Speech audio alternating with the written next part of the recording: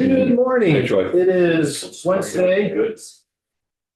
of March 19th, and this morning we're going to be taking up all the bills that the House Transportation Committee has on our wall.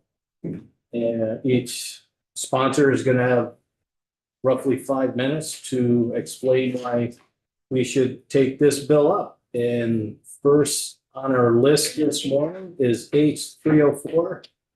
And Representative Leland Morgan is first up. So if you want to take a seat and My name is first on there, but he's the one who actually started it, so. All right. It's okay, I'd rather. Morgan Ams. we're gonna have no problem with us. I'll just sit behind him and keep him in. Sure. It'd be my moral reinforcement. How's that? Good morning, everybody. Representative Michael Morgan, Grand Isle Chittenden District, which comprises all of the 5 Grand Isle County towns of Alberg, Islamont, North Hero, Grand Isle, South Hero, and then the western corner of Milton. So 6 towns we touch. So anyway, this bill is, which many of our bills are, a constituent bill, but in many ways, in many facets. First and foremost, it was brought to our attention by a gentleman from the town of Alberg, our northernmost piece of the district, who is a school bus driver. Followed up by calls from some of the management within Mountain Transit, which is a big company that resides in the town of Milton and services a lot of Chittenden County, Grand Isle counties. I think even possibly some of Franklin County. I'm not 100% sure on that, but a significant amount of touch in the area surrounding, the geography of Milton. From the bus company as well as the individual, and then talking even more, we had a legislative update this past Saturday, talking with a bus driver that was there. Aggressive driving, I think, as we all know, is on the uptick in general, and not just in Vermont, writ large, wherever you go in this country, I think. But these school bus drivers are seeing consistently, and I'm going to use that word, I'm not using it overly using it. They're consistently seeing people run buses when their lights are flashing and that stop arm is out. Just blatant disregard, blowing through those lights and those arms and jeopardizing children, which is kind of horrid. Well, not kind of horrid, it is horrid. Yeah. And the lady that spoke, she actually was a classmate of mine from high school, from good old Milton High from 1979. Diane Barrows, her name was. She said it happens all the time. Am I correctly? It's not just once in a while, but all the time. And how often is all the time? But from what I hear, she's not alone. From talking with other bus drivers, it happens a lot. I saw it myself earlier in the session. I sometimes drive from Milton up through 2A, through Colchester, weave up into Essex and get on the connector and on in Richmond on 89. I was following a school bus through Colchester, and a guy just whipped up around in the bus, and I'm like, you've got to be kidding me. And I could see the kids coming from the other way, and I'm like, please don't. And I'm like, so what this bill is intent to do is, I don't know if all right now school buses have a camera on them, but I believe a lot of them do. It would be to have a camera. I'm sorry, go ahead. On our Milton driver. Is it okay if I? Yeah, no, absolutely. Just for the record, we state. My name's Leland Morgan, representative for Grand Isle County and West Milton. The bus driver that we spoke with, they do have one on the camera on their bus, and they have used it. Mm-hmm. Yeah, I just don't know if they all do. But it sounds. I'm sorry. Go ahead. Yeah. So when you say there's a camera, I know on our buses, there's cameras inside looking at what's going on Internally, yes. I don't believe any of ours have cameras. She seemed to indicate she did one that had some, well, I don't know if it was internally to the bus or external, but somehow had a lens that could see externally. But that part I probably could have done my homework better on to find out for sure. But I know it sounds like at least some buses have that capability. So what the intent of the bill would be is we would have a camera that could see somehow externally, that could take, the intent is just a picture of the license plate, not try to identify people, try to, dime people out personally, but go get your license plate, capture it, send you a ticket. No student faces are being recorded, no faces in the vehicles, just the So number, keeping, like the police have on their cars, just the number. So keeping the privacy thing there to try to be careful about it. Question brought up, but then again, I personally have no problem outing them if they're being that heinous, but it was felt, I think, with some of the Ledge Council update that was, or their draft, that was best. At least that was the inference I got. And then, so like I said, they capture that license plate's attached to Michael Morgan, send Michael Morgan a fine. And then Michael Morgan, and even to the point of where Michael Morgan says, hey, I wasn't driving that car that day. That's your problem. You own that vehicle. You're responsible for that vehicle. If your child was driving it, a friend, an uncle, whomever, too bad, so sad. I know it sounds a little harsh probably, but you're responsible for that vehicle and what it does day to day. So you've got some responsibility there. It's a big responsibility to loan a vehicle out. I mean, you've got a piece of iron hurtling down the highway that can hurt somebody if it's used incorrectly. Yeah, Representative Lodge. Did you talk about what your fine level would be? What do you think they should be fined for this? No, I don't believe they put any thresholds in there. We're thinking high.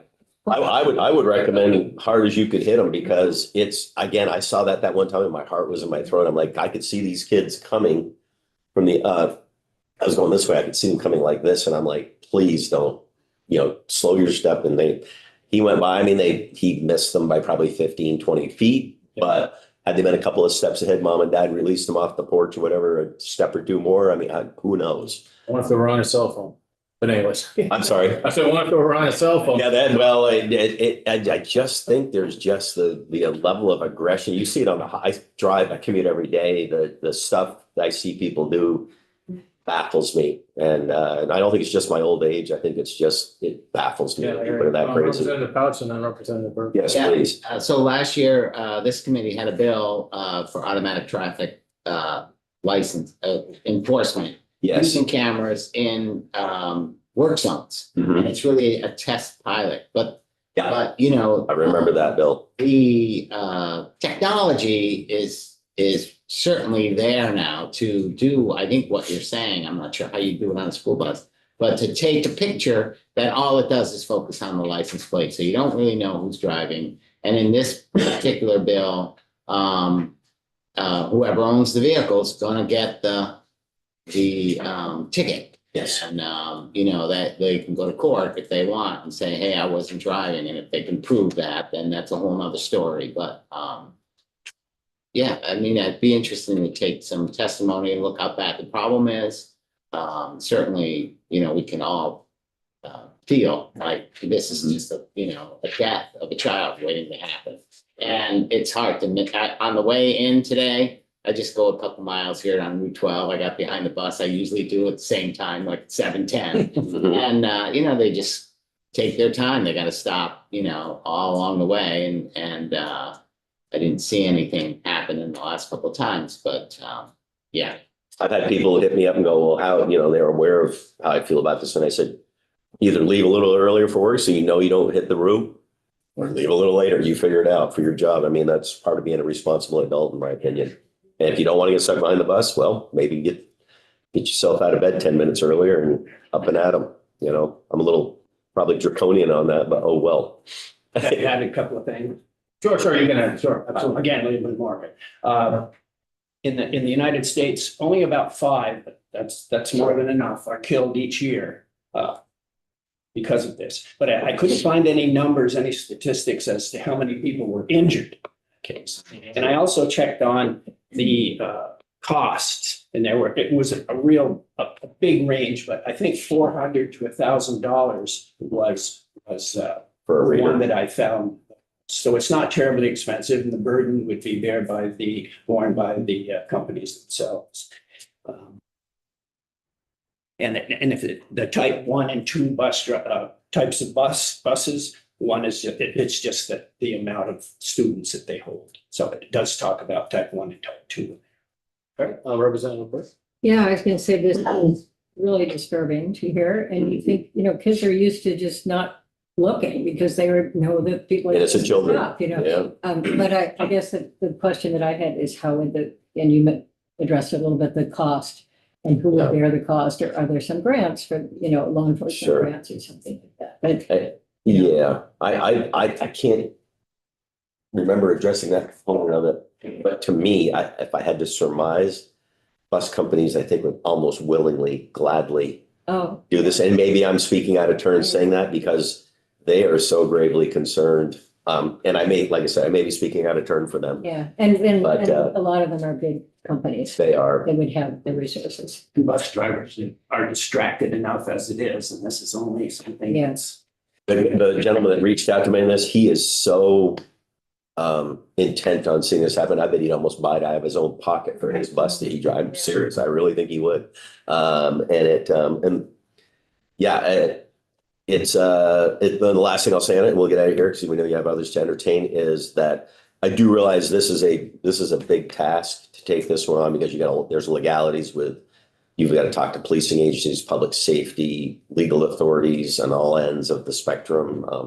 We know this. The readers themselves are, complicated. Yes. Data and all that stuff. But Correct. Yeah. So we realize this is not, it sounds simple, but it isn't simple. I get it. We know the process well enough. Representative what? Is there a fine for this right now, as far as you know? I'm gonna have to say, I don't know, to be honest. I believe there, and right now my understanding is the only way you could get fined on is that if a police officer happened to be sitting in an intersection, observed you doing it and said, hey, caught you, Chris Keyser, caught you doing that, pulled you over, here's your ticket. I think right now that's really the only way it can happen. Of course, they would fine you, I believe, in that scenario, going, you were driving, I don't know if it'd be the level of CNN, but certainly some sort of reckless endangerment, I would think you would get out of, I would hope. I just looked it up and it was 5 points and there's a whole range of fines and plus losing your license. Yes, which. It addresses that in there. And the cost you had mentioned, was that per camera? Yes. Okay, because I would think that if we have a high fine, say it's $500, whatever fine, the fine pool could For future pay cameras. for the cameras. Sure. Yeah, Yeah, and I think there's enough characters out there doing that today, you'd probably rack up some money pretty quick. But obviously the goal would be to curtail that. yeah. Like anyone. That's the goal because it's endangerment to our children. Yeah. I got grandkids that are growing up and I don't want them jeopardized by this kind of behavior. Yeah, I mean, I would support just, looking into it and seeing all the steps and some of the challenges. I'll point at probably maybe one of the bigger challenges is somebody having to forward that film to a law officer who's the only one who can go ahead and issue the ticket. So there's that piece. And we did get some pushback, I think, last time of like the time it takes law enforcement they're not gonna obviously view everything, but somebody's gonna have to say, hey, look, I had one, here's the film, and to do that. And so that doesn't say we don't, look at how it's gonna be done. But that might be one of the biggest hurdles. Yeah, I understand. Unfortunately. Yeah, unfortunately, yeah, I agree. I understand. Be, but Yeah. And yeah, we recognize the process and it is a process. There are a lot of requirements on the bus driver. There's a set of things that have to be done. And I would say on the higher end of these devices, I did see one that went up as far as $5,000. So I think some of them are set up so that they are internet ready and you can transmit it right to the police. Yeah. That's on the higher. I can remember school bus drivers when I was a kid. It was a whole different world. They'd stop the bus in the middle of the road and grab you by the neck collar if you screwed up. It was an interesting. Pretty quick. You only screwed up once. All right, then we're gonna move on. Thanks for coming in. Thank you very much. I Thank appreciate you. it, committee, Thank you. for taking time. Thank you. Have a good day. Thanks. Next up is Representative Hendrick, H351, an act relating to operators' licenses, privilege cards, and non-driver identification cards. Thank you. And thank you, committee, for having me in. Appreciate it. For those of you who haven't met, my name is Troy Hedrick. I represent a portion of Burlington and am sponsoring H351, which was just indicated as an act relating to operators' licenses, privilege cards, and non-driver identification cards. In a nutshell, it is a bill that enhances equity in DMV licensure. I'm going to talk very briefly about the intent of 351, More importantly, how it intersects with the Senate bill, the miscellaneous Senate bill that's coming over, S-123. Because a lot of this is already in S-123, and that was deliberate. I wanted, Senator White has been instrumental in getting a lot of this language into that miscellaneous bill. So my hopes today are really to try and help you understand what might be left, or what conversations might need to continue as that bill comes over. So really kind of 4 points to 351. It extends expiration periods for driver's licenses and real ID compliant IDs to 8 years, and it hopes to.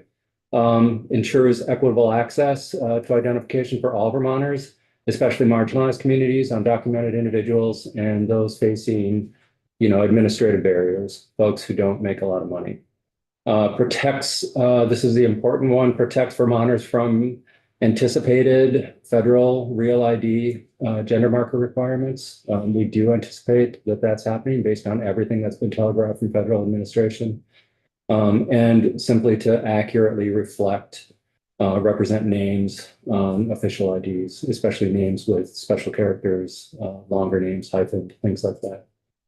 As I said, a lot of this has already shown up in S-123. Much of the equity-driven language and provisions from H-351 have been thoughtfully incorporated into the Senate's transportation bill, particularly improved accuracy of full legal names, what I was just talking about, including special characters and multiple surnames, and expanded accessibility to non-driver IDs. So watch for that in S-123 and maybe compare how it originally showed up in H-351. So here are the opportunities I think exist for further improvements to S-123. Right now, the intent has always been to extend renewal periods to 8 years.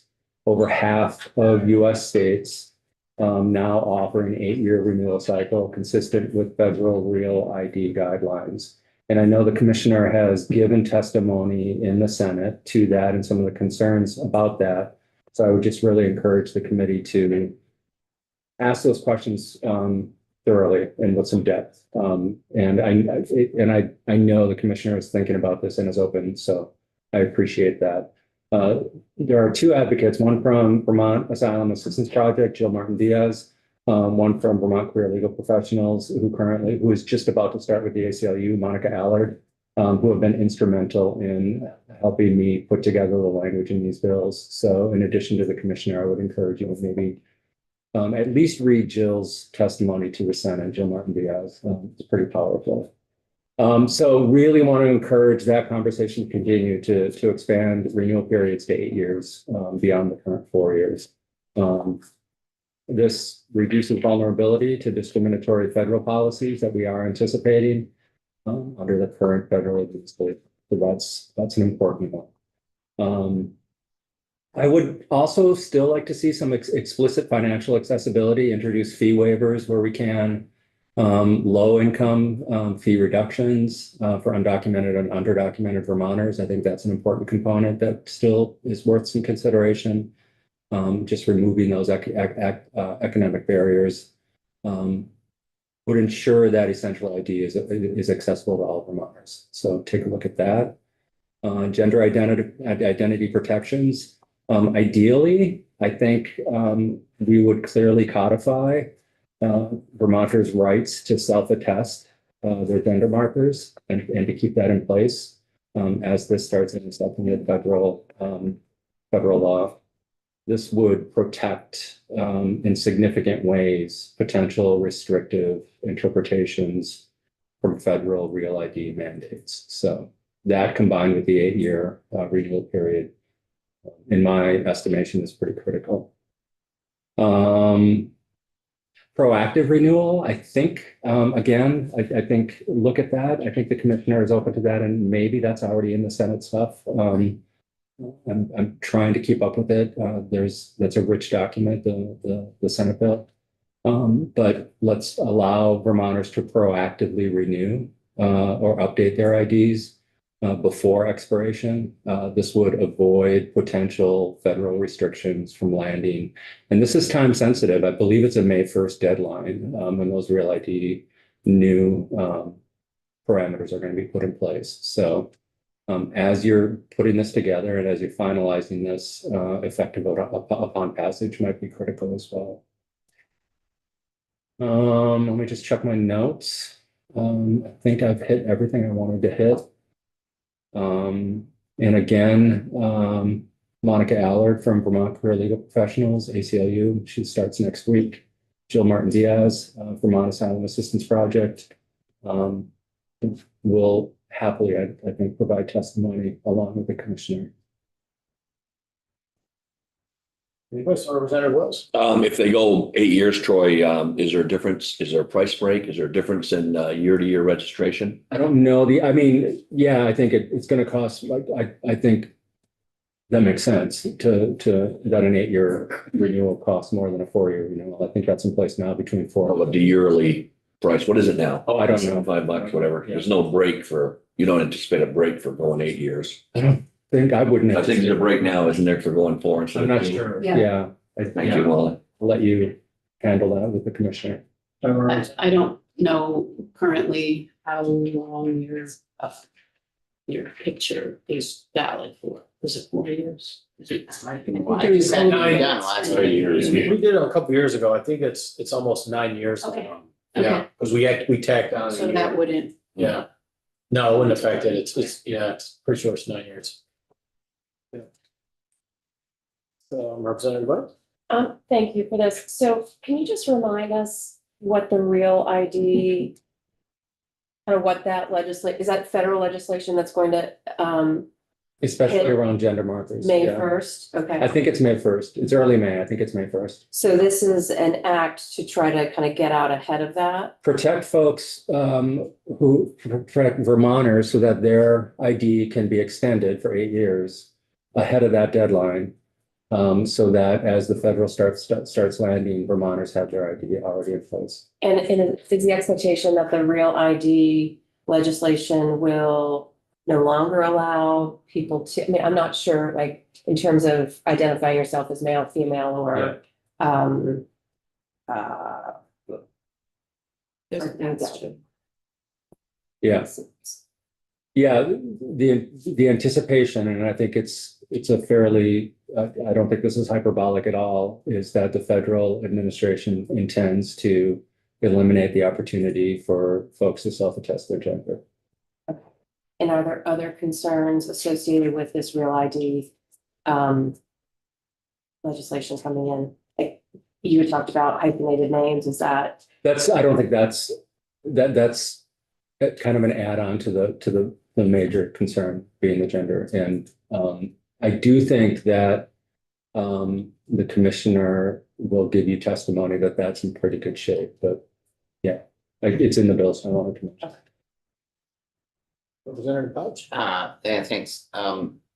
There's no proposed changes to, like, here's the documentation you have to bring to get an ID or something, whatever. I don't know what they are. There's 2 or 3 things you have to. No, we are asking to codify the self-attestation piece. Yeah, Yeah, okay, that's different. I mean, yeah, so that's the absence of, I see. yeah. Okay, yeah. Is there any other questions? If not, thank you for Yeah. coming in. Thank you. So I do, we just heard about the Senate bill coming over, and that I think the longer timeframes in there, so we'll have to take a good close look at what. See how there's a lot in there already Yeah. from this. Okay. I essentially gave this bill to Senator White and said, can you get any of this in? Yeah. She got 11. So Okay, thank you. Good to see you. wonderful to see it. All right, here we have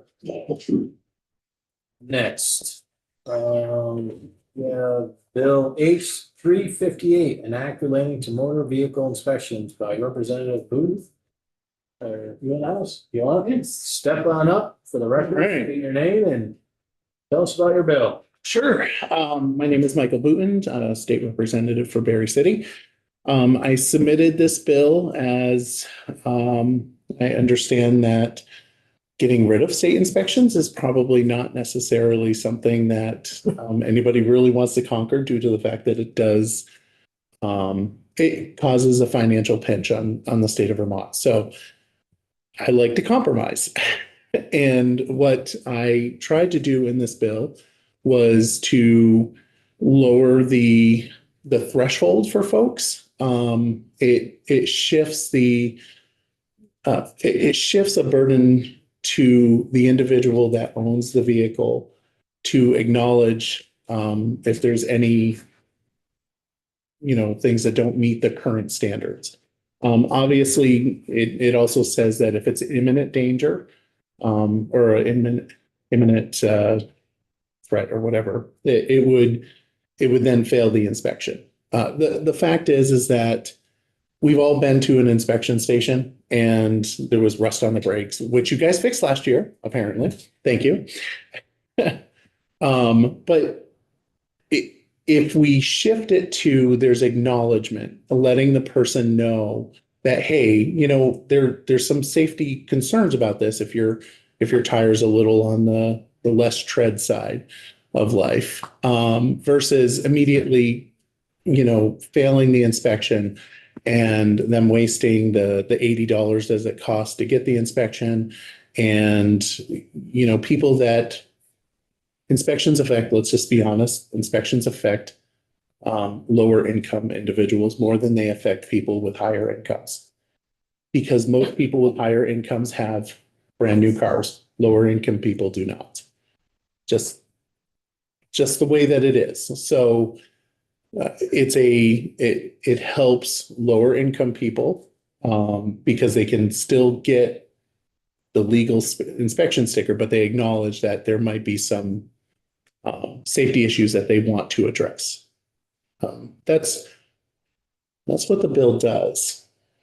All right, is there any questions? Yeah, thanks. So so now the inspection process, I think if we talk to them or when we have, they say we only reject for what they call safety issues. There's a lot of criteria, but they try to break down, this is a safety issue. That's the argument we had with the brakes. Hey, this type of, surface rust isn't a safety issue.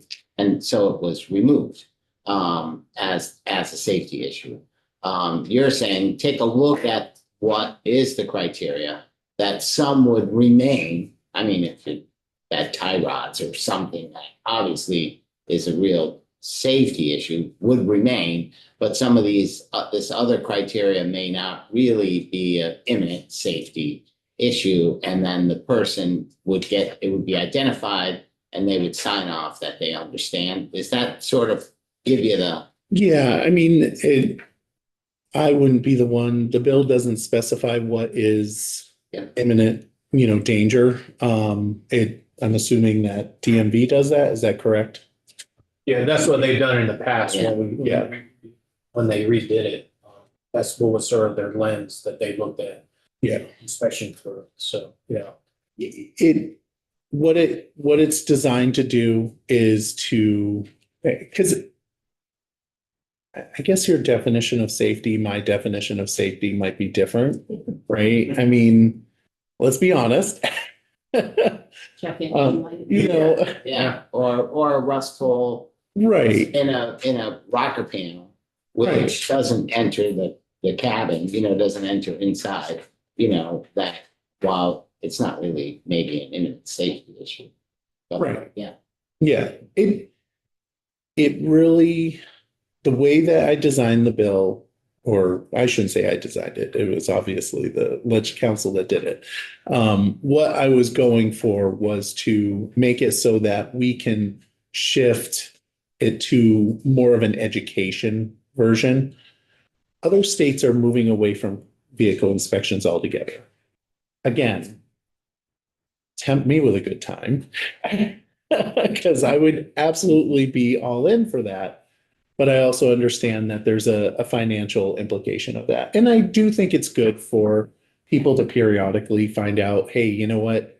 Your brakes are starting to run low. You might want to fix it, or your tires most people know this stuff as they're going through, but you know, should you fail your inspection because of a check engine light?